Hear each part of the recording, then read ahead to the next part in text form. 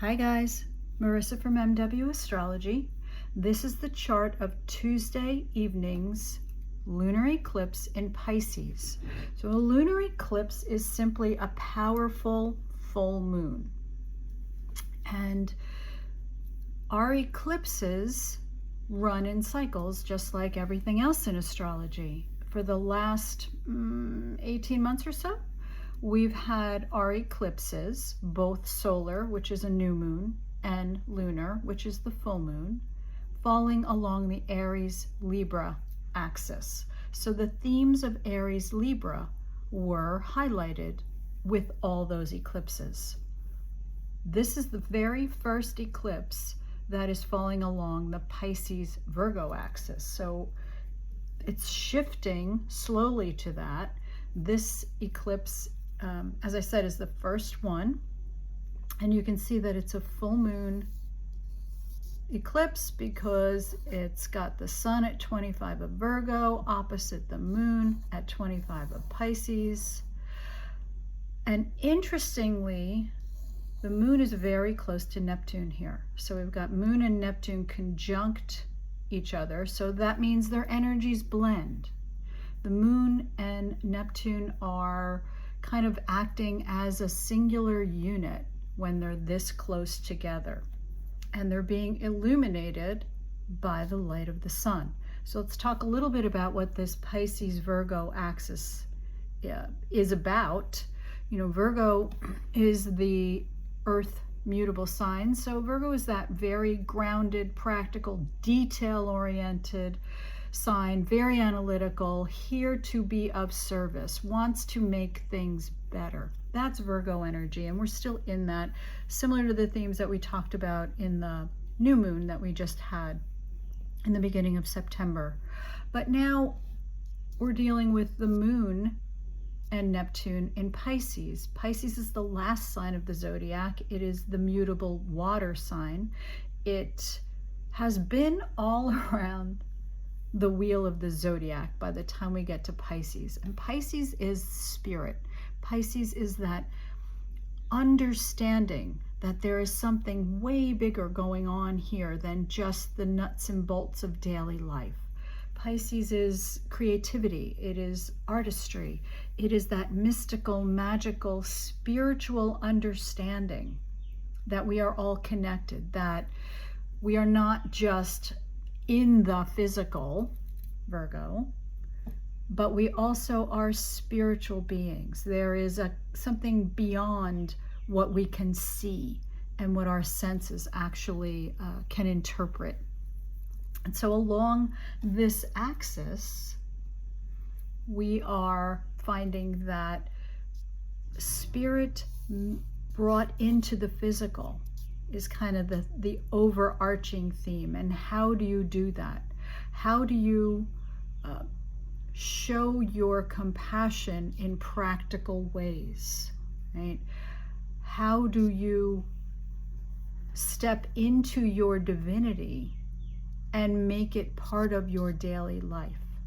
Those are kind of the overarching themes that we're going to be dealing with. And so how do you integrate your intuition? Because under this conjunction, there's a lot of intuition that is happening. Do you ignore it? Do you discount it? Do you question it? Or do you see its application into the ways that you go about doing your daily tasks, your work requirements, your taking care of yourself? And that's part of this as well. Virgo is about taking care of things in the physical, including the body. Pisces is about taking care of things in the spirit. So can we integrate those two aspects and bring them into balance?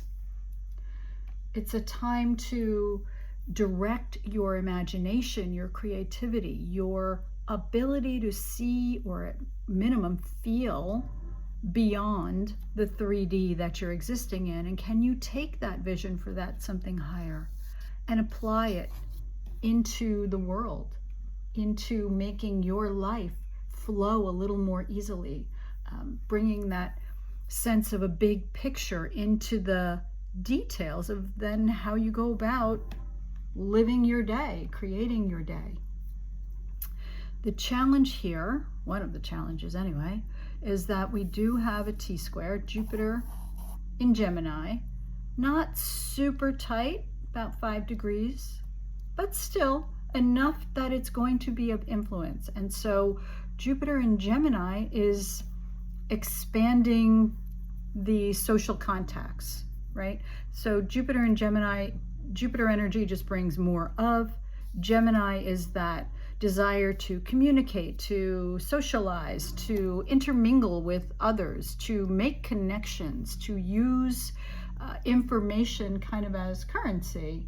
And when we have this combination, we want to be with other people, we want to socialize, we want to connect, we want to have conversations, not necessarily deep conversations the way we might be being drawn into with this Pisces Virgo emphasis, and we may kind of shy away from sharing our full selves because it seems weird, or it seems like it's against the norm, or we might want to just kind of go along to get along, right? And so there is that potential in with this T-square. And as we've discussed, the way to work with these competing energies, I want to explore this deeper self. I want to be able to apply it to my life. I want to practicalize my spirituality. Well, that's not always well received in everybody's circle. How do I do that? Well, we bring in the energy of the sign opposite the planet doing the squaring, and that would be Sagittarius. Again, it's interesting because Jupiter is the ruler of Sagittarius. So how can I be expansive? How can I engage with alternative perspectives? Sagittarius wants to push the boundaries. Sagittarius wants to explore. You know, it's that arrow pointing up. It's that way of expanding your life, bringing in a bigger point of view, exploring different perspectives and belief systems and philosophies, and giving consideration to, well, maybe I don't know it all. Maybe there's something out there, the knowing of which could change everything. And in order to do that, you got to factor in some of this Gemini curiosity and apply it on that larger scale. Not just tell me about yourself, but tell me about what you think the world is like. What's supporting this is we have a really lovely grand trine between the Sun and Pluto and Uranus, all in earth signs. So a grand trine is an easy flowing energy, right? So practicalizing, transformation, interesting new ways of doing things, these are all part of the energy that is supporting this eclipse, and it is going to have an effect for about 6 months.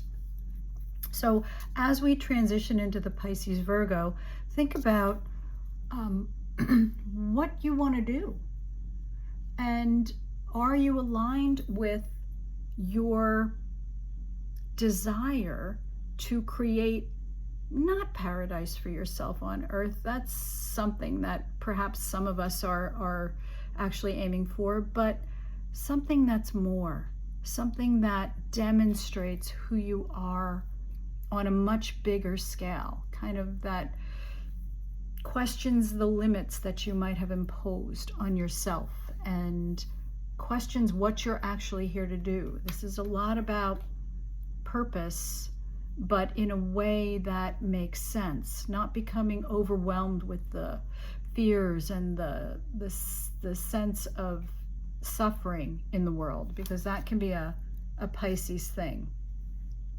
And instead saying, okay, I see the problems, I acknowledge them, not putting on rose-colored glasses and just downplaying them.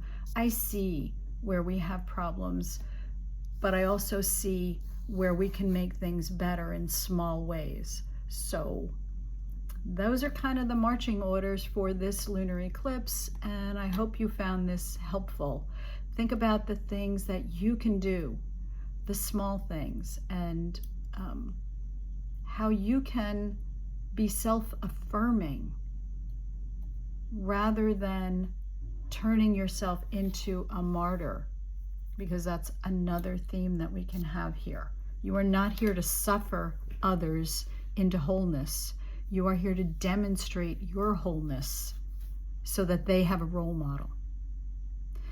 Thanks so much for joining me. Take good care of yourself.